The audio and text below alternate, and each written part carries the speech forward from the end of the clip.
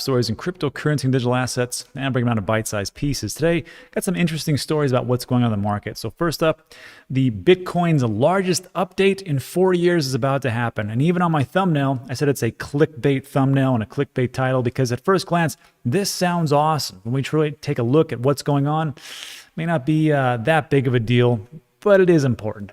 On top of that, we'll take a look at Secretary of Treasury Janet Yellen backtracks her comments where she said that there was definitely going to need to be an increase in interest rates, which calmed the whole market down.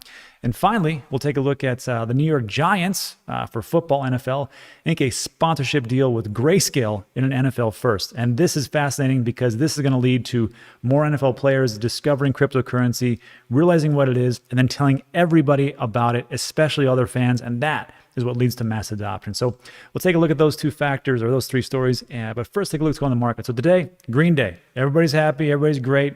The market cap is almost $2.4 trillion. Let's take a look at the coins of what's going on. I can tell you big Dogecoin's up for sure. And so it is. 61 cents, 104% for 7 days, 24 hours, 15%. And I even put on Twitter yesterday, I just said, hey, I give up. Dogecoin is going to $1, and that's just how it is because everybody wants it to go to $1.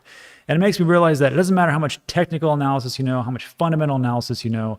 It just really doesn't matter for a short-term type of thing. Now, could Dogecoin become the world's reserve currency? Heck, who knows? I don't know. I never thought it was going to go to $1, and here we are.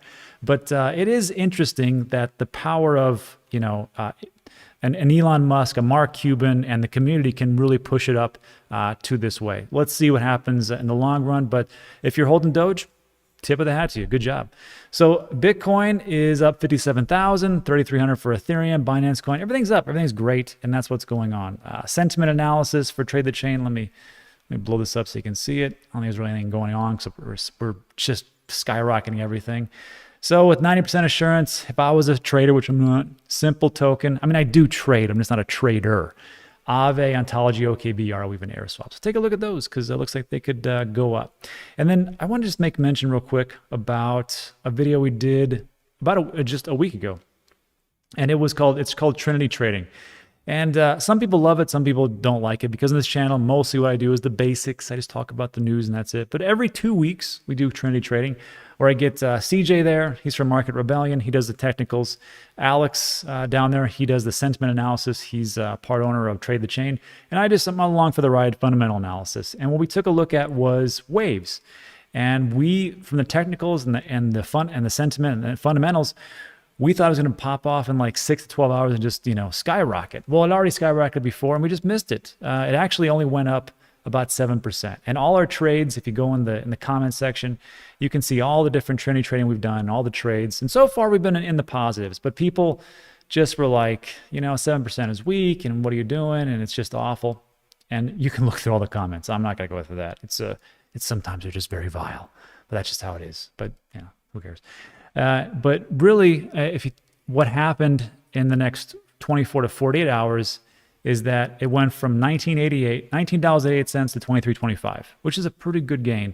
And then today, it hit a high of $42. So if you would have taken a look at waves and just kind of held on to it for just 6 more days, it would have went from under $20 to over $40. And we don't always get it right, but it just made me realize something, which is, when we make these calls, I'm just going to make a longer time frame because the technicals are there, the sentiment is right from Trade the Chain, and it was a massive gain. And then some people will say, why didn't you pick Doge? Listen, I can't pick them all. We can't pick them all. I mean, hey, that's a 2x in 6 days. So what is what it is. Anyhow, that's what's going on there. Let's take a look at our big story of the day, which is Bitcoin miners start signaling for Taproot. And it's one of the biggest upgrades in 4 years. So when I saw this, I'm like, oh, this is going to be good. This is going to be fantastic. I can't wait. And I read it, I'm like, all right. I mean, for some Bitcoin enthusiasts, this could be fantastic news and just great. But when I think about it, I'm like, don't other tokens do this? So, I mean, correct me where I'm wrong, Maxis, and just go into what's going on. So Taproot, this is what the upgrade is been named, can help Bitcoin scale, which is good, hey, great.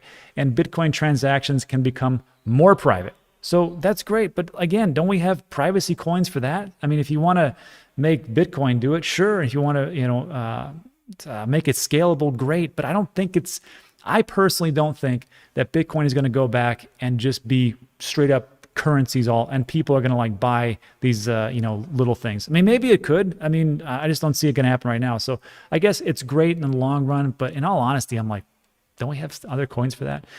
Anyhow, Taproot is a soft fork that improves the blockchain script for privacy-centric and complex transactions. In order to upgrade the network, participants must come to consensus. So, of course, this is all decentralized. So in a centralized world, we just get together and go, you want to do this? You want to do this? Yes, let's vote. And majority has it. But in decentralized world, it doesn't work like that. So more than a dozen blocks have been mined with blocks signaling the activation of Taproot. Okay. There's 3 distinct pools. F2 pool, Foundry, and Slush pool have all started signaling that's what they want to do. F2 pool is currently the largest mining pool by hash rate on the BTC network. So when the largest pool says, yeah, we're going to go for that, and then all the other pools are like, sure. And after a while, you hit consensus, and now we're going to have an upgrade, and it's going to help with upgrading the transactions, and also going to lead to more privacy. I'd like to see how that works out. So I guess it could be a little bit bigger, but in my world, I'm just like, I think everything has its role. And if Bitcoin wants to do this, great. But again, I think it's a store of value, especially as time goes on. Let me know where I'm wrong in the comments section. I'm sure you will.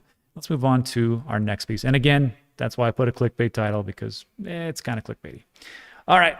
So this is interesting. Janet Yellen, if you don't know her, she is the Treasury Secretary, and she came out yesterday, and she said that we need to raise rates, which is in direct opposition to what the Fed chairman, Jerome Powell, said, which is we're going to keep the rates the same. And everyone's like, cool, we're not going to increase the rates. We're going to have them at very low. So we're going to, not have as much inflation. Everything's good. Janet Yellen's like, no, we need to do it. I don't know what this guy's talking about. But then she backtracks and she says, this is what she says. She goes, it's not something I'm predicting or recommending, Yellen clarified. If anyone appreciates the independence of the Federal Reserve, I think that person is me. And that's the whole story. The rest of it was just boring. So the whole thing about this, to me personally, is I look at this and I'm like, how fragile are the markets where you got, the Treasury Secretary going, you know what? Maybe we should raise some rates. And then it just like crashes. This is the thing. I don't think people are that stupid where they're like, you know what? This is going to totally crash everything. We need to get out and everything.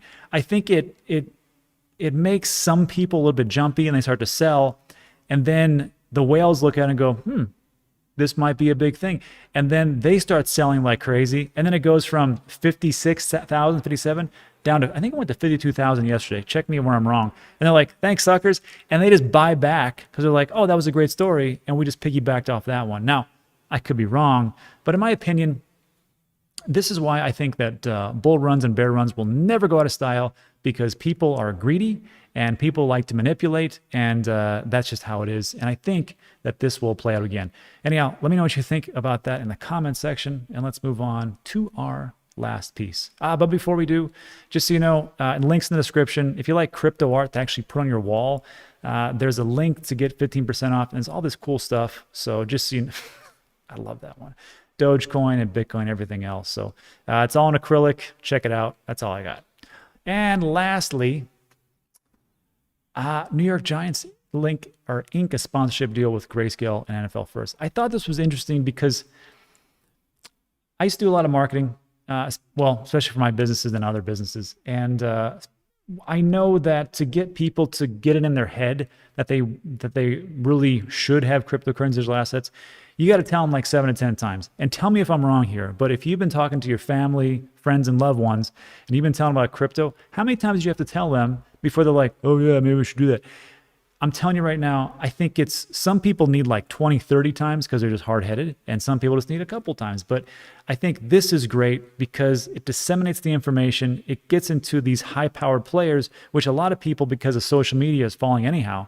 Then when they see these guys and they're talking about how they got into Bitcoin, or they got into Dogecoin, or they got into Cardano, or they got into Ethereum, whatever it is, whatever your great coin is, they're probably going to get into it. And now you've got spokesmen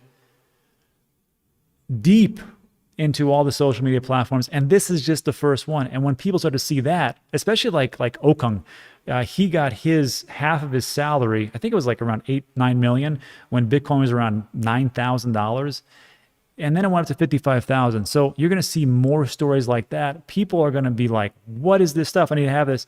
This is why it's a big story for me. Anyhow, this is the thing. The New York Giants has locked down the National Football League's first corporate crypto partnership with Grayscale Investments. Grayscale is now the official digital currency asset management partner of the New York Giants, a team said Wednesday. So guess what they're going to push?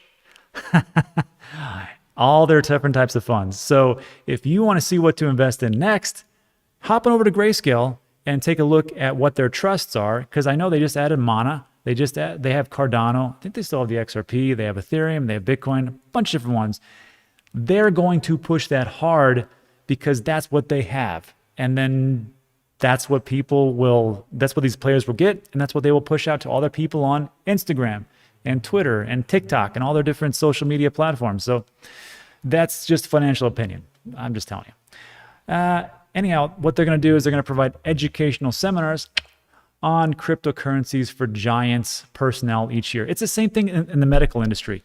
When you have third-year doctors, or it doesn't really matter, they're in med school, they have drug companies come in, and drug companies give them educational seminars on all the medication that they have. And guess what gets prescribed a lot? A ton of those medications. It's the same thing that's going on here.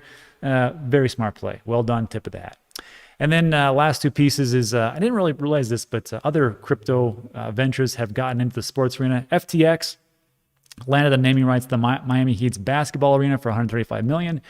And Crypto.com also signed a sponsorship deal with hockey's Montreal Canadiens in March. So again, I just thought it was a great story as far as mass adoption. So that is it for today. So look, I need to make these a little bit shorter videos just to compress things. A lot of things are going on, trying to go out and I have to build an obstacle course for this charity event we're running at our sports complex for underserved kids here in El Paso. So these will be shorter as time goes on, and maybe 10 minutes, and I just got to do them and get out of here. So anyhow, if you like that video, give it a thumbs up, that really helps a ton. Also consider subscribing. A lot of things we talk about are very time sensitive, and that is it. So thanks for watching. I appreciate it, and